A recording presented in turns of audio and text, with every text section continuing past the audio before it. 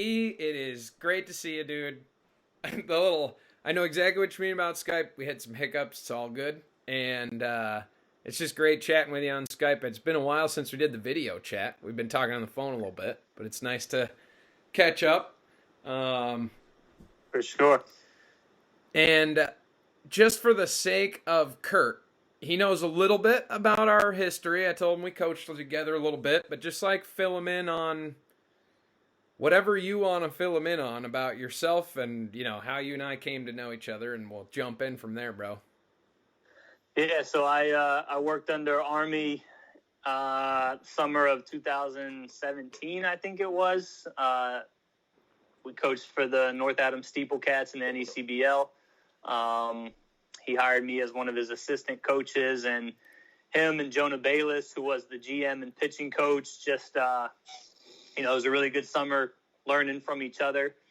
And where I was at that time in my career, I was associate head coach at a junior college, so I was at a place where I had kind of a lot of control of some things that was going on, but up until that year, that was really the first time that I had a chance to kind of take advantage of it. And Army here and Jonah were just great in kind of influencing me to just kind of do whatever I wanted to do, to jump in. And, it was a big moment for me just kind of in terms of taking that leap and growing as a coach. And, since then it's just been periodically checking in, seeing how each other's doing. When Army got the job at Alfred State, just kind of seeing how he was getting things rolling there, and then bouncing ideas off of each other over the years. And, it's pretty much it. So it's just been started as a work relationship and became a friendship. I love that, man. Where are you coaching currently? I am. So I'm an assistant coach now at Fairleigh Dickinson University in Teaneck, New Jersey, in the Northeast Conference. Beautiful. So a little bit more autonomy or leeway to have some influence on the players. Yeah. So when I was at Allegheny, the head coach at the time was an older guy. I played for him, so I had a really good relationship with him, and he just, anything I wanted to do, he just kind of said, go do it. So it was a great opportunity for me. And then from there, I wanted to, that was a junior college, and I wanted to get into the Division I space. So I took a job as a volunteer assistant at University of Hartford in Connecticut for 2 years. And then not this summer, but the previous summer, got the job here at Fairleigh Dickinson working for Rob DeToma. That's awesome, man.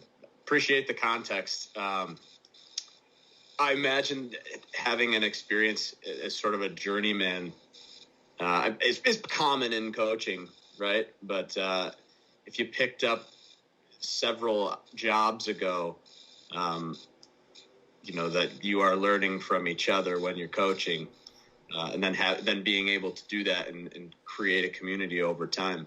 I imagine that's why Army has, acknowledged you as someone that we'd want to have on this thing to be talking to. So I appreciate the context. What was your favorite part of coaching last year? So last year was at FDU. I'm the second assistant, and I primarily work with the hitters day in and day out. And that was really my first opportunity since I was at Allegheny to work daily with the hitters and really kind of build that environment and the image that that I wanted, and it aligned with what Rob wanted as well out of an offense. So it was really exciting for me in that first year to just be able to build that environment each day for our hitters to develop in. And then coming in this second year, I was really fired up about having, for the first time, a returning group of hitters that kind of knew me as a person and as a coach, and then a brand new group of freshmen coming in. So that was the first time I had an opportunity for that, because at Allegheny, after that summer with Army and Jonah, I went back and really implemented a lot of things that I wanted to do. But after that year, I left for Hartford. So I only really had those group of guys for 1 year. So the transition to FDU has been a lot of fun. I've been really fortunate that Rob gives me the opportunity to kind of create that environment every day in practice to get our guys better. And it's just, continuously learning from them, learning from him, and, any other resources I can, other coaches, other friends, and things like that. So it's been a fun journey so far. The buzzwords, I believe you said it twice, were creating an environment. Oh, yeah. That's speaking my language. And can you speak a little bit to, Mike and I were talking earlier today about the difference between technical skills and adaptive qualities. Technical skills being like the common things you might see at baseball practice, hitting drills, ground balls, or whatever. Do you imagine those are the most important things, or the adaptable skills such as creating an environment? Yeah, so I think unloaded question, but yeah, this is it's perfect because what I kind of how I envision my role is I want to help develop really good problem solvers. So I choose that word carefully because there's a lot of parts that go into that. So you say, I want really good thinkers, guys that think really well. Well, that's good. But at some point you need to execute. If you say, well, I just want guys that they just do it. They don't really think about it. Well, at some point there's probably going to be a time where what you normally do isn't, it's not working, or guys are starting to attack your weaknesses. And then you need to figure some things out. So just creating really good problem solvers, that takes a lot of things into consideration in finding the best way to have success. So I'll use some couple offensive examples. If you're a guy who doesn't have plus bat speed, that's part of the problem that you need to solve, along with the pitch type, the pitcher you're facing, the situation, whatever it might be. If you're a guy who's not fast, the way you kind of line up defensively and what you do there is gonna determine how you solve the ground ball problem or the fly ball problem or whatever it might be. So kind of taking a holistic approach to just developing really good problem solvers, guys that based on their physical, mental capabilities, psychological capabilities, how are they going to give themselves the best chance to have success on the field. That's so cool.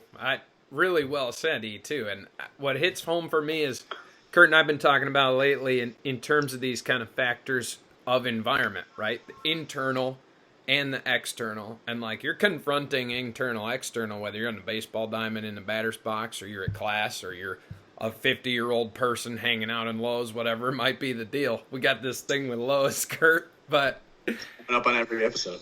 Like basically for me, it's never been clearer that like both are always going to be a factor. So we have to tune our awareness into both. And I love how you're putting it, creating the environment. I'm going to steal from you for sure. And Kurt and I have been cooking around in that realm anyways, but I love it. And do you notice it's helping your guys? Like I've noticed big time for my guys at Alfred that it's helping off the diamond. Like them getting those adaptive qualities. They're starting to bring them into other parts of their life, and it's really cool to see. Yeah, I think that's still in its early stages for us as a program, and we're in the midst of our second year as a program in terms of our coaching staff. Coach Tatoma as the head coach, Coach Adkins is the pitching coach, myself as an assistant, and then this year we added Matt Rebusel in the volunteer role. So it's his first year, but with Rob, Steve, and myself, this is our second year. And if you think about it, last year got cut short on March 13th or whatever it was. So, I guess you can call that a first year. But real blue balls of a season. Yeah. I mean, we, not just us, but everybody got robbed of whatever the season would have been last year. So I would say an external factor.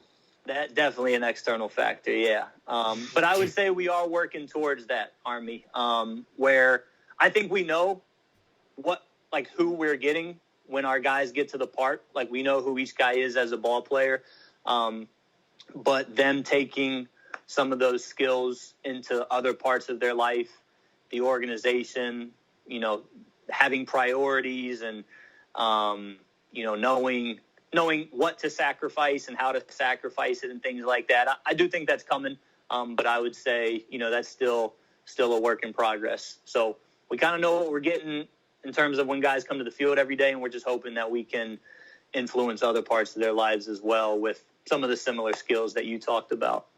I can only imagine you are planting the seed in these guys. And I wanted to circle back a little bit, as you mentioned, in particular, poor bat speed. Knowing I'm also of the opinion or bias of using sort of a holistic approach, right? Like the number of variables to account for is essentially infinite.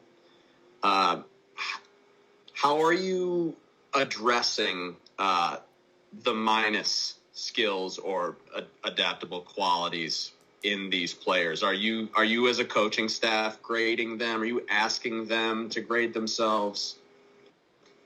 Yeah, it's it can be hard. I apologize, but just for a little more context, it can be hard to look at the things you're doing poorly and or anything internal, right? So we could be looking at the external, like, oh shit, I don't hit well when it's cold out. Like, yeah, okay, all right, you don't hit well when you're cold out. Yeah, like that's the deal. So totally. Apologize for the long wind, but that's where I'm getting at.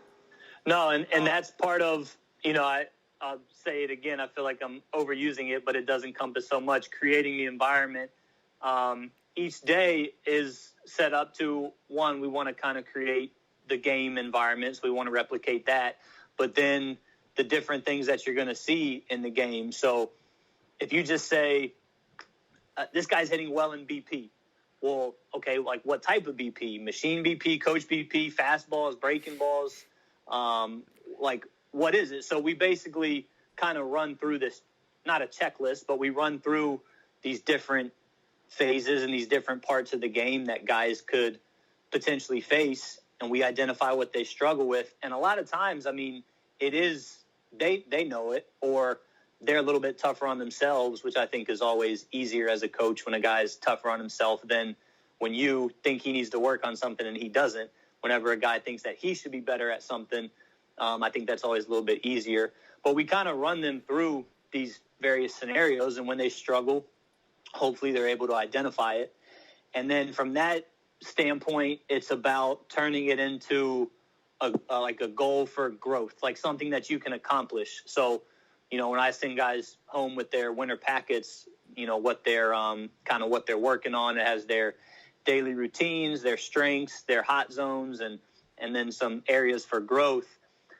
I never want guys stepping in the cage, and I envision it like they go home with their buddies, like, oh man, what are you working on today? Well, my coach said I have shitty posture, so like I'm working on like my posture being better because it's not very good. Like I want it to be, okay, what does not having really good posture on the low pitch result in? Rollovers to shortstop as opposed to line drives into the gaps. So I want their growth goal to be, I'm working on being able to get into the poolside gap in the air. How will that happen? By having better posture, better side bend, whatever it is. So kind of once they identify what it is they need to work on, communicating with them to turn it into like a positive goal for growth, as opposed to, I suck at this, I need to work on it. Like it needs to be a little bit more of they need to have a idea of success in their head to work towards, to kind of drive that improvement, I feel like. Yeah, the affirmative. Yeah, exactly. You said the guys kind of be harder on themselves than you want to be, and like I imagine that's part of the environment too, right? Where the players want to hold each other accountable, like they know when they fucked up. For sure. And like that. Now I'm hurting the team, but in what way do you kind of balance that with the negative self-talk, right? Because it is always both. It's like you got to be your own worst critic, and I'm confident up here, right? Yeah. I'm gonna cut this light on because I feel like I'm going in the dark. So y'all can edit this, right? Good old winter in the north. Well, just a little bit about like what this is becoming. We're hesitant. We're avoiding the word podcast because we're gonna have some great like 1-2 minute clips that are really valuable for other people to hear. Like what's kind of silly is like even your players, their time is better served likely than listening to the three of us talk about this shit. It's like having a coach meeting. But then like what we're breaking out of this is the parts we want to tell the players. Yeah. No, I think that's great. Yeah. You know, so like we will record the whole conversation. However, that like he won't have to edit that. Like maybe 6 people will watch it. Yeah. And but we hope that like over time the clips and the pieces of information that you're sharing that already like I can tell would be so valuable. Like they already are with your players, and if those words could reach more people, and I think the way to do it is just not through these podcast things, but literally like the fucking 30-second thing when somebody's scrolling through cat videos. Yeah, no, I love that. I think that's great. Trying to sneak in there with the old personal accountability shit. Yeah. No, I like that. But to go back and answer your question, kind of reframing it and balancing out the negative self-talk with the positive goal. A lot of times it's just like framing what success will be in that day. So the measure of success when you're just taking feel-good BP off of a coach from 40 feet away is not the same as when you're facing, double barrel machine or your angled machine or an exaggerated sweeping slider that's set up, 5 to 6 feet to the left of the center of the rubber. So just defining what success is within a given day is super important. So guys don't come out feeling like worthless or like they wasted their time. And then just continuously like being a positive reinforcement, because last year, when I knew, I've said this a couple times, but when I knew things were starting to build the way that we wanted was when guys truly wanted the machine. They wanted to be challenged. Like practice would wrap up after some tough machine rounds and a couple guys would walk up, be like, "Coach, don't even worry about putting that machine away. We're going to get a few more hacks off of it." And it was less of the questions of like looking for the microwave fix. Like, "Coach, what drills can I do to do this better?" And guys quickly figured out that wasn't really like my style. And it was more like, "Coach, like, what can we set up to where I can get better at this movement or where I can accomplish this? Like what can we do? Like, what can I really work on?" As opposed to like, what's the drill X to fix problem Y. It was more about like, okay, what do we need to start to do? What do I need to start to focus on? Or what do I need to feel out to be able to like do this better? So you look for those little key phrases from guys, and they just kind of start to think about things the way that you want them to, or use some of the verbiage that you do. So it's an ongoing process, but that was long-winded, but I would say definitely defining what success is on a given day, and then just kind of continuously, building a challenging environment around that. That's beautiful. That's awesome. Baseball, I believe, is unique. Our bias is toward baseball, and I imagine we all love the game for our various reasons. But like, what's interesting about it is like the failure aspect, right? Like you're going to be unsuccessful at your ideal outcome, arguably more than in other sports, or at least like it's obvious. You're going to get out. You're going to. So like, yeah, that alone is something that I think is missing from a lot of society. Like it's very easy to just like pretend you're doing it all good. When baseball, like, you're going to fuck up. And then especially when you start to love the drills that are really hard, or like, you're going to miss this slider 8 out of 10, but when your timing is right and you get it, like that's going to feel like fucking coming. Yeah, You know? for sure. For sure. But like, it's interesting. Like, have you coached players who are, I guess have more fear of the challenge, right? Where they're trying to avoid looking silly versus like, hey, I know I'm going to look silly unless I try harder or unless I actually do the posture shit the coach said.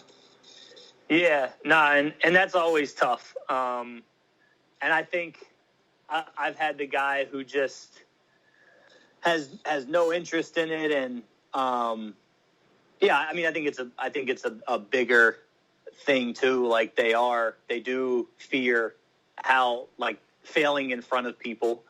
And then I've had the guys too who just like they don't like it because it's kind of new, but if they feel like you're in their corner, like they'll still ride with you until they get it figured out. And like, then it's just a process about putting in the work and just kind of being in their corner and celebrating little victories. You know, you want to be careful not to overpraise guys, but when you know a guy's struggling and you know he's working on something that's uncomfortable for him, just celebrating those little victories and being in his corner for him as opposed to being the one behind the machine, like, come on, man, you got to do it. Like walking over and putting your arm around them and just being like, look, man, like, remember that, like a couple of those balls that you started to foul off down the right field line? Like, I feel like those are ones that used to be just skipping off your barrel into the back of the cage. So like, it's coming, man, just stay there. It's coming. So really, really, truly being in their corner and celebrating small victories is important for those guys. I'm smiling with the utopian vision of like, could you imagine if we just all could treat each other like that? Oh, yeah, that's God. Yeah, no, that's the world my mom is still wishing for too. So yeah, it's so cool. Yeah, Harvey, what's up? No, I'm smiling sitting here, you know.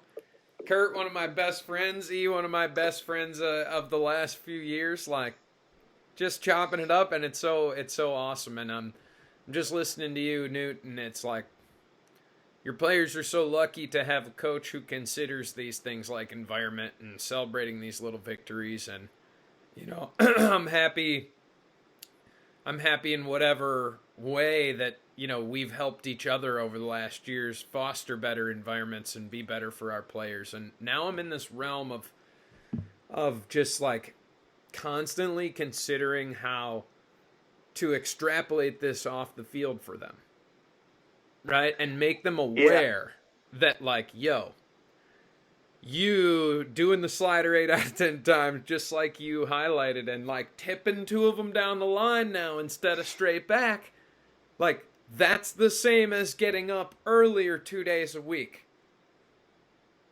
If that's part of your goal, you know, because like, listen, college athletes goals might be different than like the 35-year-old man or woman, but like we all have goals, and if you can learn them in that structure, right? Everybody talks about athletics in college being such a great teacher. This, to me, this is the utility of the teaching.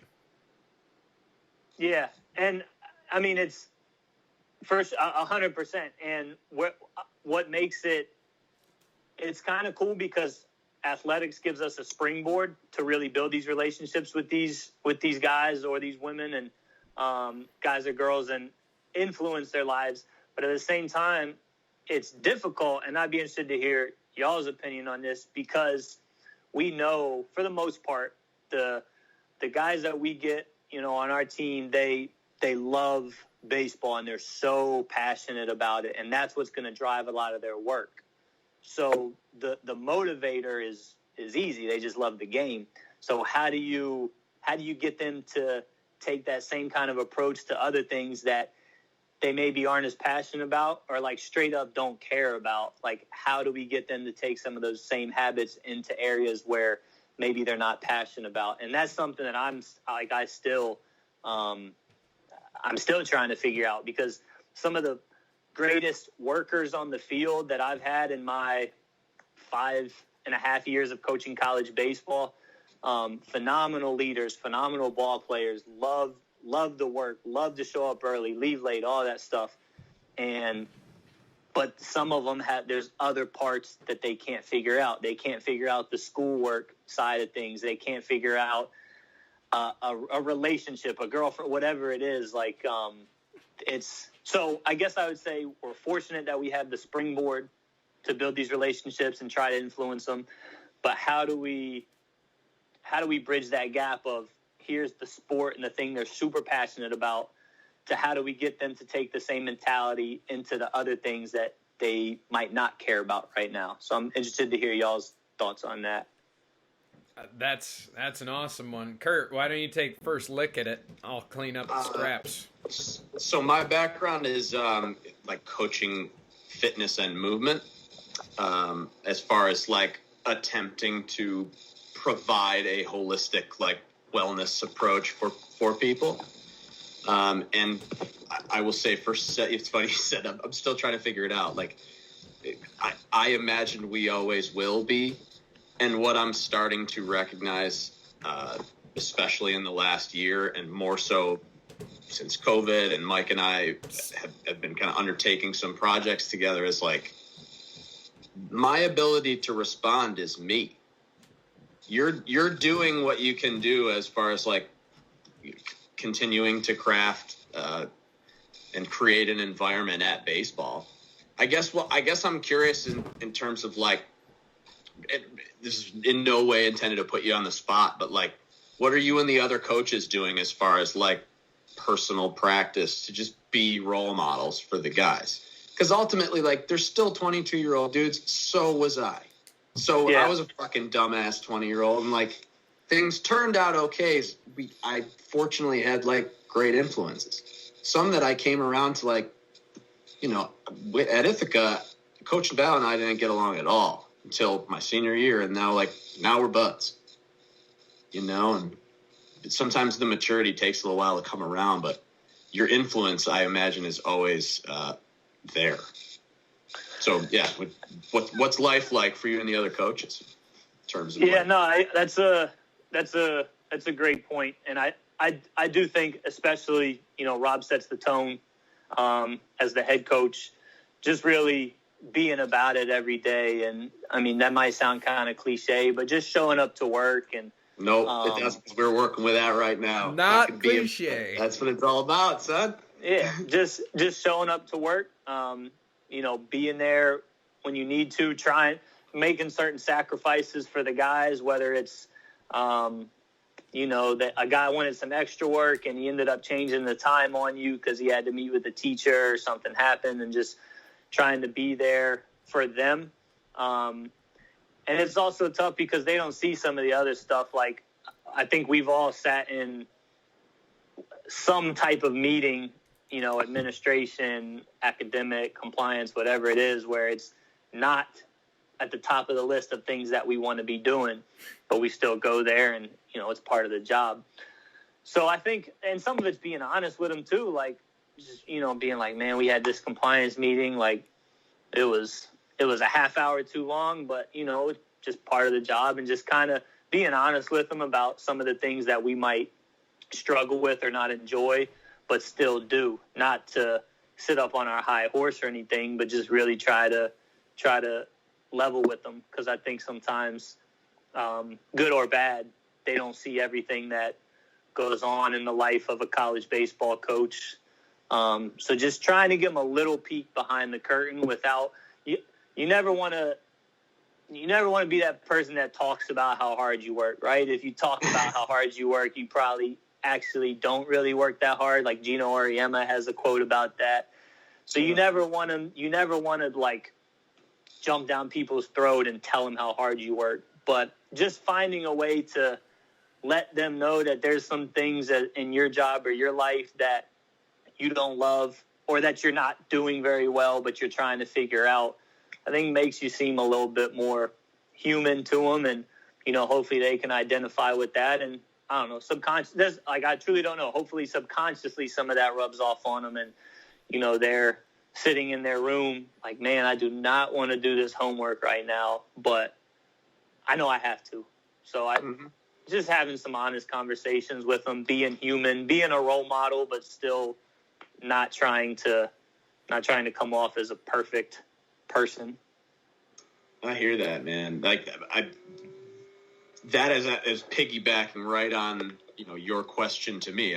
We're kind of kicking back and forth, but when I mention my responsibility being me, it is that. It's like expressing vulnerability rather than posturing this expertise that I've got it all figured out. In fact, even if you do have more stuff going for you than these guys, you're starting to develop a life, you have a career and that kind of thing. Like the underlying fear of not being enough or being pissed off or whatever is I can only imagine it's the same as you go through life. Like it's always going to be there. Shit's going to be relatively less pleasant sometimes. And so the adaptable quality is having these abilities to look at it as I get to do this, or having follow through when you say you're going to do something, and then it gets hard and inconvenient for you. You're like, yeah, I still got to do this though. I love that though, leading with the vulnerability and using those even as teaching moments for yourself. Oh, I recognized that it was hard for me, and I flew off the handle of my, Yeah, no, and it I think it rounds you out a little bit more as a person, and it not that they're finding out intimate details about your life, but they're just finding out things that they otherwise wouldn't know from a 2.5 hour practice being with you, or crossing you in the hallway when they're going to the locker room. So it just kind of rounds you out as a person a little bit more, and I think it also too, if you make yourself a little bit vulnerable or talk about something that didn't go I got pulled over on my way to work today for speeding. That's kind of an embarrassing thing, but even something like that, you say that, I think it also opens up the window to kind of show your confident side, as opposed to if you're just kind of this neutral person and you only show them the confident stuff and the you kind of everything being a positive thing. I think you're either going to come off as not being authentic, or you might just kind of sound like a jerk. Whereas you can get away with some of the things if you talk about the good, if you also bring up the bad, and then just rounds you out a little bit. You don't want to live one way or the other. You live all negative. They might love you, but they'll think you're a loser, or you're a screw up. But if you are all positive and pretend everything is great and everything that you do is great, they're going to either think you're a jerk or you're not authentic. So I think allowing the vulnerable side allows you to open up some of the other ends as well. And like I said, just kind of rounds you out a little bit as a person. Oh yeah, totally. Oh yeah, love that. In bridging the gap from just baseball players to everybody, embracing the shadow side. Before I was getting to the idea people skirt responsibility, or basically a lot of life is trying to cover up that you ever made a mistake in the first place, versus just fucking owning up and moving on.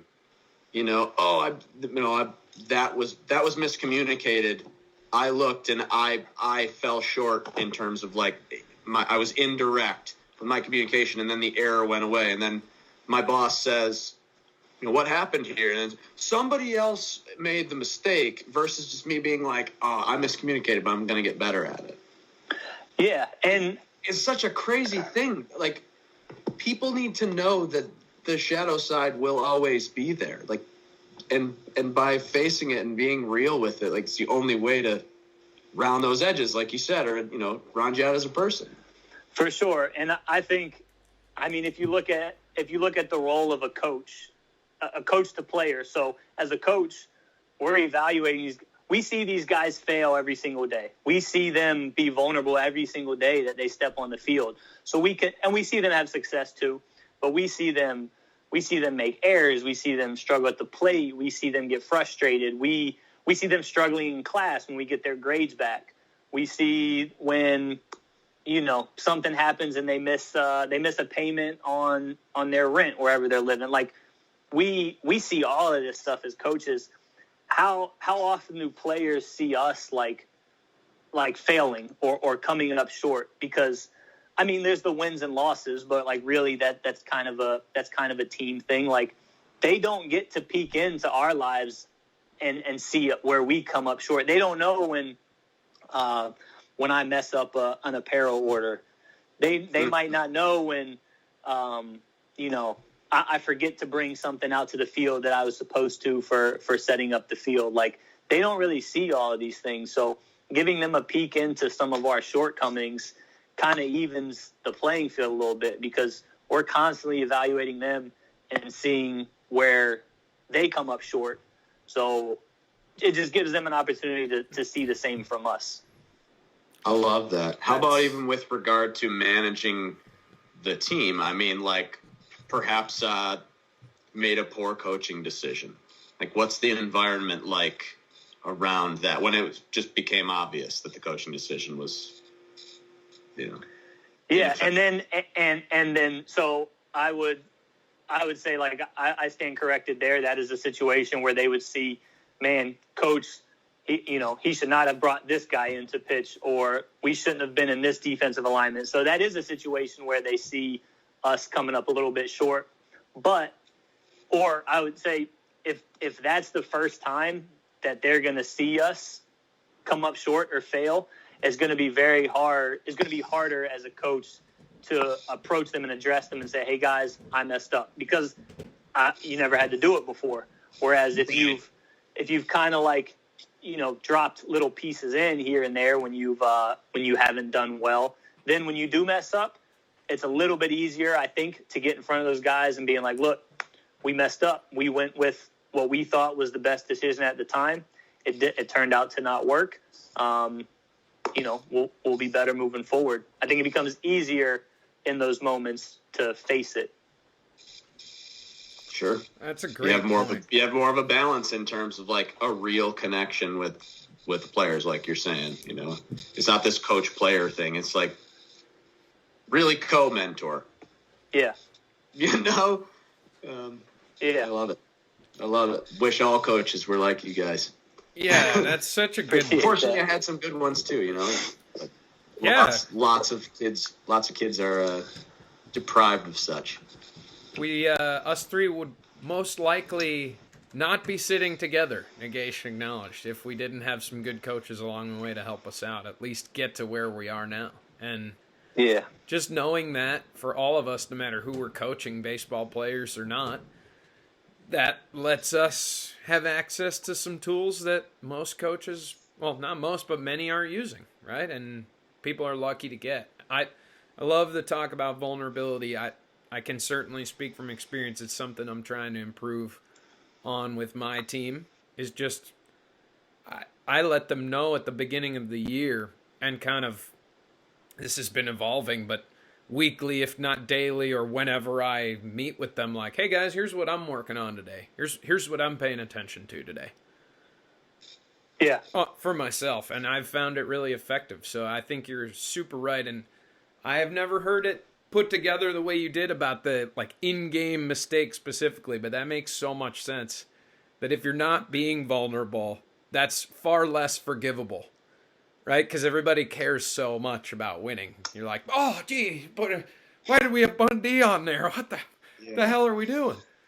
Yeah. So, I think I was reading an article about Tyrann Mathieu the other day, the honey badger, and how every stop he's been at, he's been a captain, and he ran into a little bit of trouble at LSU and just got painted in this bad picture. But everywhere he's went, he's been a captain and a leader, and kind of had to pull himself back up when he had some injuries in his career. And they asked him in the interview, they were like, if we asked somebody to define you, like, what would you want them to say?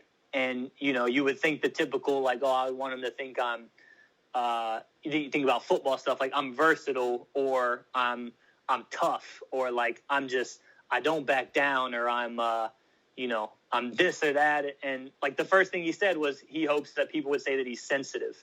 And like you hear that coming from a star football player, he wants to be thought of as sensitive.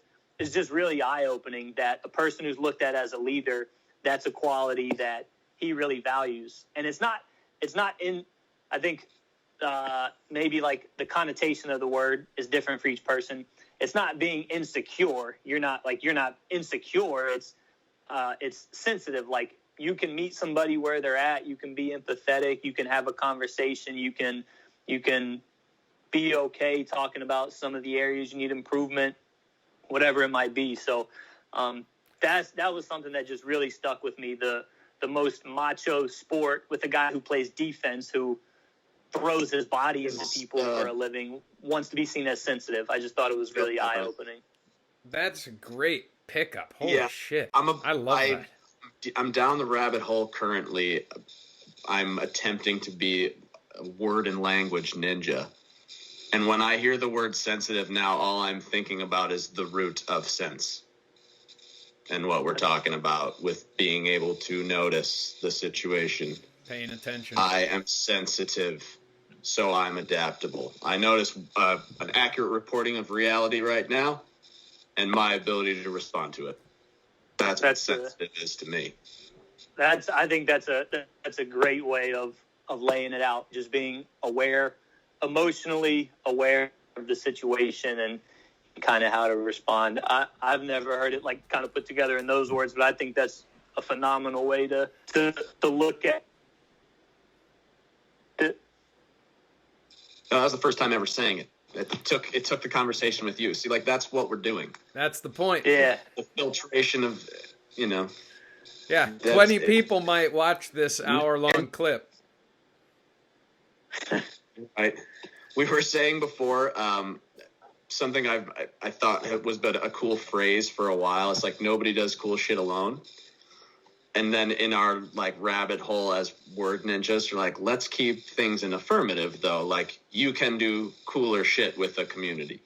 It's a great point. Yeah, it's and so that's the reason why Mike and I are doing all of this stuff. Full disclosure. Yeah, it's like the I still remember. I still remember our saying it. I don't even know if he remembers saying it, but he said, "Don't do," and I looked at him like he was crazy. And basically he was saying, "Don't use a don't phrase. Find a way to turn it into a do phrase." And that's, I take that into working with hitters, into life. I think it's just such into the growth goals I put together for the guys. It's, just being able to make that small change of like what you just said, the context of it or the meaning is pretty similar, but changing it from the not word to the positive is just so powerful. It's like one step of filtration, right? Like I'm starting to notice, Mike and I have been talking about even the Stoic quotes, a lot of these like Marcus Aurelius. Are you familiar with Epictetus? You've seen, so a lot of them will be like, no man is free who is not a master of himself. Something like that. I'm like, why wouldn't it just say like free man, a man who is a master of himself creates his own freedom? Like, isn't that better? Yeah, that's great. And so like what we're just looking for is the negation. Like, can we speak in non-negative?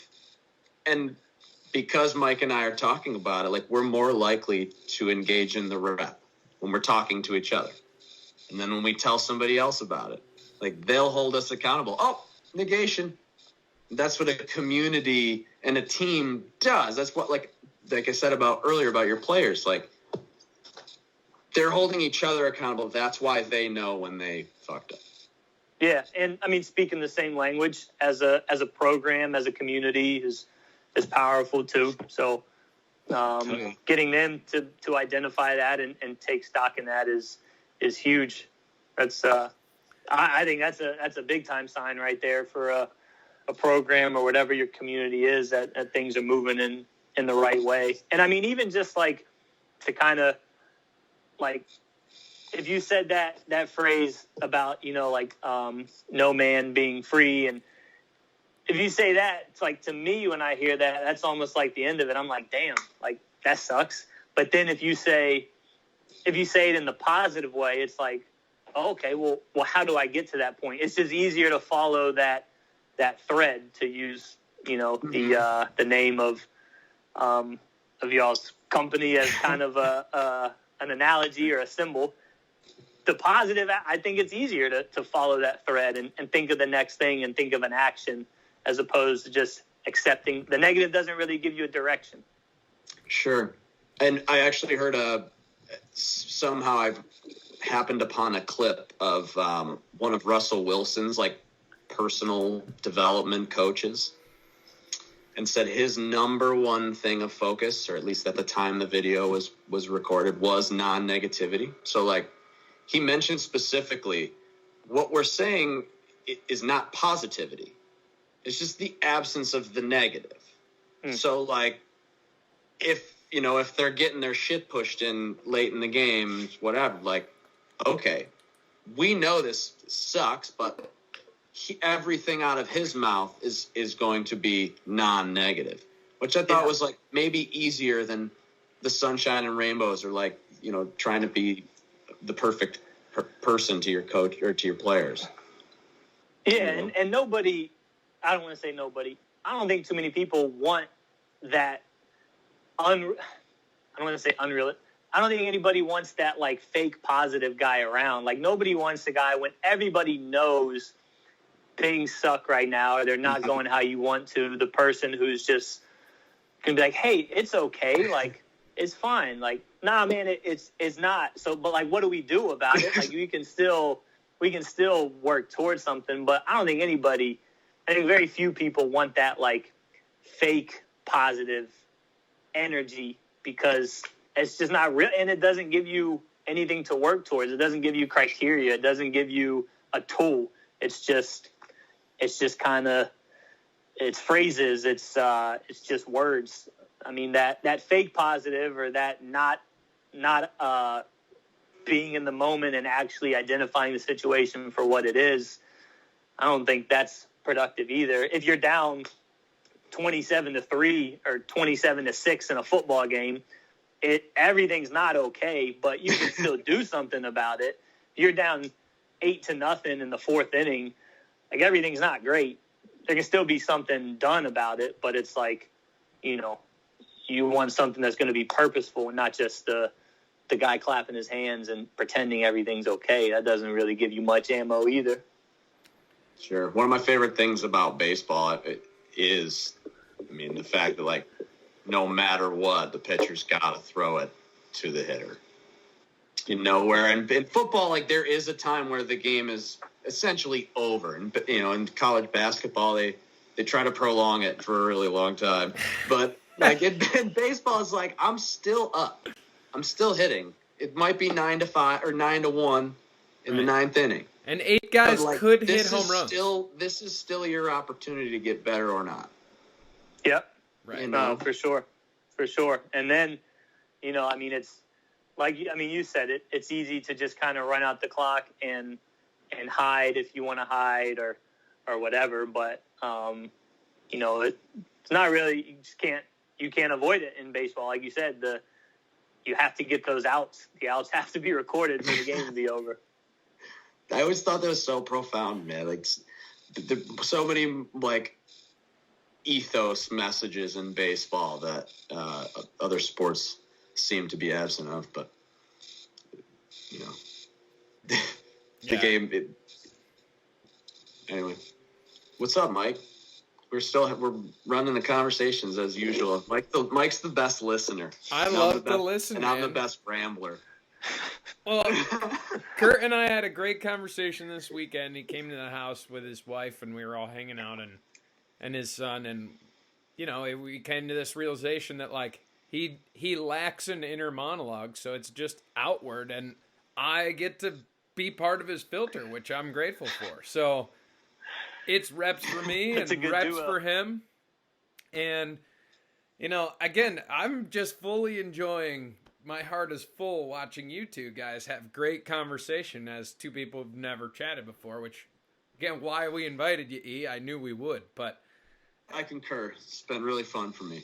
yeah, Appreciate that. it's just enjoy meeting you. And it's cool. And No, from my, sorry guys, my standpoint is like, E in many ways is a better baseball coach than me. You know, we're better and worse at different things, each of us, but like we've both been working at this for a long time. And like my hope in getting the three of us together is not only, you know, to get some great tidbits to share with other people, but just our continuous intentional growth for ourselves. You know, my hope is like from this conversation, you know, maybe you pay a little more attention to your language as well, and then it starts to filter to your players. And like, you know, I just keep thinking of this like crazy utopia where like my team in a year or two is like talking to each other. Hey, can you translate that? And they're just like speaking what is, and like they're telling the accurate story, and they're paying attention to the internal things that matter and the external things that matter, and they can identify when that shifts. And like all of these things we've talked about that take place on the field are taking place more often off the field. So question / comment to close up my outer ramblings is like,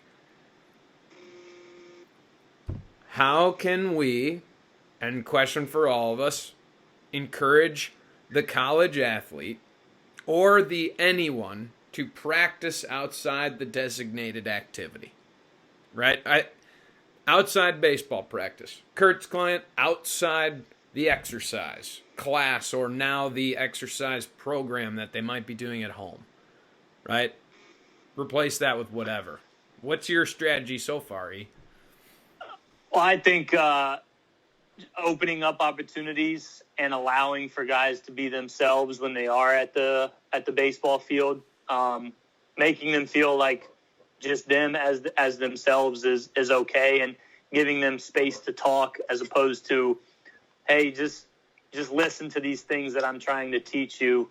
And I mean, asking questions is good, but like you got to give them a chance to make statements too, and say some things that they think and that they believe in, to be okay with that and know that that's okay. I mean, I think like when I played for Coach Bizarnik at Allegheny, it's funny. I was just having like a conversation the other day with my girlfriend, and she asked me like, you know, what made him so good of a coach? Like, what? Because he's old school. We didn't have anything. Like we just, you know, we had an old crappy dirt field. And we just showed up and played. It was like, what made him so good?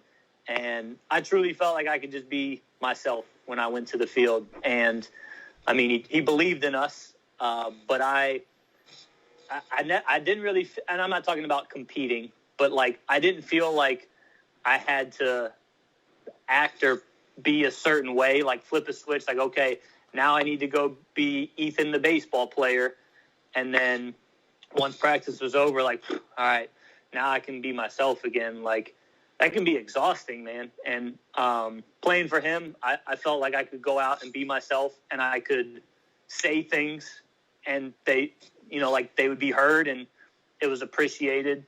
So just giving guys windows and opportunities to not just ask questions at practice, but speak and say things, I think is important, because if they can start to build comfort with themselves in a place where they are comfortable on the baseball field. I mean, I think most athletes would say like, man, when I'm on the court or the field or the pitch, whatever, I feel, it feels great. I feel like I'm home. So if we can give them a space there to be comfortable with who they are, hopefully it'll just make them more comfortable away from the field to take some of those things into other parts of their life. And I mean, at Allegheny, when I was a player, I didn't know it, but I mean, I was a boy when I arrived to campus there. I was a child, and you know, I grew up, and I think it was. I mean, Coach Bizarnik was tough on us at times, but it wasn't.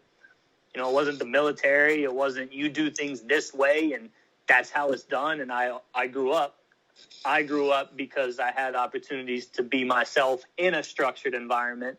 And then when I was away from the field, I think I took some of those good habits with me. And I mean, I was also 18 to 20, so that's an important window where you do start to become a man. But I felt like I was given a very good environment to do that. So I do think that's where it starts. I would absolutely say the same for Coach Bell. Like I said, I was a boy. That's why I couldn't respect the things that he was instilling, But then after the fact, him saying things about all I really wanted was for my guys to be good men. We could win games, we could lose games. It's all good. And really mean that and be like, oh man, it took me to be much later than college baseball age to even recognize the value in that's really what the environment was, But. Yeah. And I mean, chances are where if some of those other things are happening the right way, that, the way you lose games isn't going to be the same. Like it's, you're going to know that when you step out on the field, you have a common goal or y'all are trying to do the same thing. Sometimes you come up short. Sometimes it takes a couple years for it to actually happen and be put together. Sometimes you just win. But knowing, like you said, not really being as concerned with the wins and losses, but being concerned with what you're building just as a community.